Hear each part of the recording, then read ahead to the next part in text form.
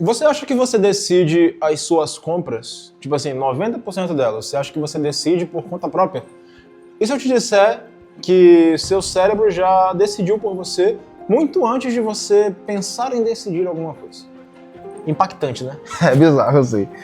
Bom, o que a gente vai falar aqui hoje já é uma continuidade de tudo aquilo que a gente já havia falado. A gente já falou um pouco sobre psicologia das cores, a gente já falou um pouquinho também sobre experiência do usuário. E agora a gente vai falar uma coisa que meio que baseia todos esses estudos, que é uma coisa que tem ganhado uma repercussão grande nos últimos meses, até os últimos anos, que é o tal do neuromarketing. Antônio, o que seria esse tal de neuromarketing? O que seria isso? Bom, para eu te explicar, basicamente, em que função prática tem tudo isso? Basicamente, se eu te disser que existe um laboratório, neste laboratório existem designers, existem neurocientistas e todos eles cooperam para que você tome decisões mais rápidas e decisões mais sugestivas. Sim, pode parecer uma grande maluquice, uma grande teoria da conspiração, só que na prática isso de fato acontece, né? Mas bom, vamos dar um contexto histórico, como a gente tem feito nos últimos vídeos, para você conseguir entender. A primeira pessoa que foi de fato estudar sobre isso foi o Kahneman, tá? E, cara, eu não vou saber o nome desse cara, bota aí na tela, tá? Eu vou passar aí pro editor. Cara, o editor ele tá se lascando na minha mão, desculpa, Rodrigo. Mas o Kahneman eu vou tentar falar, tá? Amos Tversky. Eles dois, enfim. Eles foram as primeiras pessoas a testar de fato esse impacto da neurociência, né? E ele basicamente divide, né, em dois sistemas, né?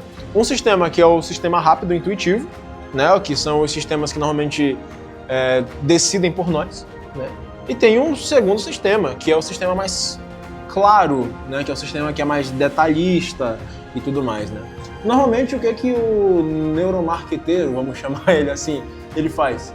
Ele faz coisa voltada para o sistema 1, logicamente, né, e não para o sistema 2.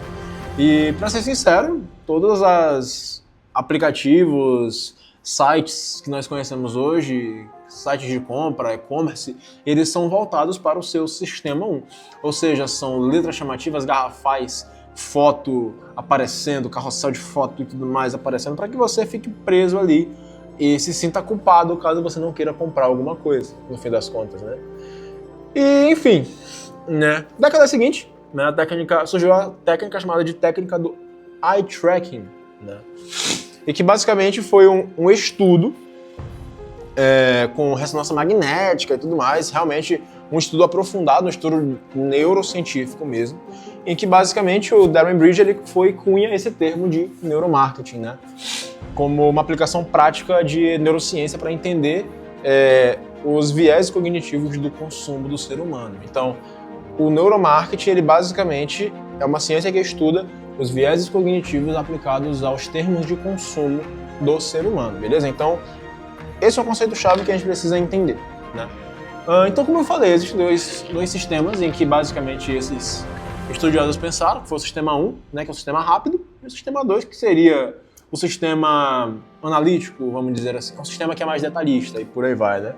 E, cara, como eu bem falei, 90%, para não dizer 100% das compras que a gente faz, elas são feitas a partir do sistema 1 do nosso cérebro, né? Ou seja, a partir do sistema rápido, eficiente, emocional, né? E por aí vai. E se o publicitário, se o marqueteiro, se o designer, se o neurocientista souber utilizar isso, ele pode fazer um grande estrago. Tanto é que nós, designers, nós seguimos uma linha que nós chamamos de ética. Nós temos uma ética para não utilizar todos os viéses cognitivos. Por exemplo, eu vou te dar um exemplo para você entender, para você perceber que não é uma coisa que eu tirei da minha cabeça, beleza? Existe um viés cognitivo chamado viés de ancoragem. O que seria um viés de ancoragem, Antônio? Vamos lá. O viés de ancoragem, eu vou te dar um exemplo claro. Ele é, por exemplo, sabe naquela negociação em que você está falando com uma pessoa que, vamos dizer, esse computador aqui, ele vale 10 mil reais. E aí vem uma pessoa e fala assim, tá, eu te pago 5 mil reais. E aí qual que é a grande parada? Você mostrou um computador que vale 8 mil reais, você mostrou um que vale 10 mil reais, você mostrou um que vale 12 mil reais, logicamente aquela pessoa não vai querer dar 2 mil reais, 3 mil reais, ela sempre vai jogar para cima. Isso seria um viés de ancoragem, ok? Ou seja, você ancora um preço lá em cima para que você tenha um custo ali mais baixo, um valor mais baixo, né? Uma proposta mais baixa. Isso é aplicado aos negócios, no mundo das negociações. Mas se a gente aplicasse isso em funções em que são, como eu posso dizer, imperceptíveis para nós. Vamos lá. Foi feita uma pesquisa, eu não vou te dizer agora, lembrar agora exatamente o nome da instituição que fez, tá bom? Eu vou colocar aí na tela, vou passar para o editor, desculpa editor de novo. Passar aí na tela para você colocar. Mas assim, existe uma pesquisa que foi feita da seguinte maneira. Sabe aquelas roletas tipo de roda-roda da Jequiti e tudo mais? Pois é. Foi feita uma pesquisa em que tinha feito uma roleta e essas roletas estavam travadas. Ou seja, elas iam parar ou no 10 ou no número 65. Esse era o experimento. 10 ou 65. E assim foi feita com, se eu não me engano, mais 100 pessoas. Vamos dizer que foi 100 pessoas. Metade parou no 10, metade parou no 65. Tranquilo? Beleza. Depois, uma pergunta nada a ver foi feita. Por exemplo, quantos países da África compõem o escopo da ONU? Quantos países africanos compõem a mesa redonda da ONU? Aí que tá a grande coisa. 70% das pessoas que tiraram 10 teve um valor acima de 25. Ou seja, um valor 25 ou menor que 25. Agora, aí que tá a grande questão. As pessoas que tiraram 65 também foi 70% de 45 para mais.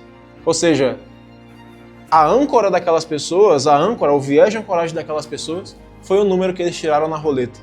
Em outro leilão, da mesma fundação de estudo, eles fizeram com o Security Card, que nos Estados Unidos é equivalente ao nosso CPF. Ou seja, vamos dizer que o nosso CPF, vamos dizer, os últimos números do nosso CPF, vamos dizer que o último número do meu CPF é, sei lá, 14. O último número do meu CPF, sabe aqueles últimos dígitos? Pois é. E foi colocado um leilão, né? E eles dividiram essa galera. O que eles perceberam? As pessoas que tinham um gift card, um security card, quer dizer, acima de 50, as doações foram maiores do que as pessoas que tinham um security card abaixo de 30. Ou seja, as pessoas que tinham 15, 21, 25 como o último número do CPF, vamos dizer assim, elas doavam quantias menores do que as pessoas que tinham um CPF acima, os últimos dígitos acima de 50, elas costumavam doar mais. Ou seja, a âncora daquelas pessoas eram os últimos números do CPF ou os últimos números do Security Card. Para dizer que neuromarketing não é achismo, é ciência. Marketing, design, deixou de ser achismo, deixou de ser beleza há pelo menos 50 anos. Ou seja, para você conseguir entender a ciência por trás do marketing, para você conseguir entender a ciência por trás do neuromarketing, não basta apenas achar que algo é bonito, que é belo, que aquela fonte vai combinar com tal coisa aqui, outra ali, que aquele botão vai ficar melhor aqui, outra ali, que aquela cor vai ficar aqui, outra ali. Não.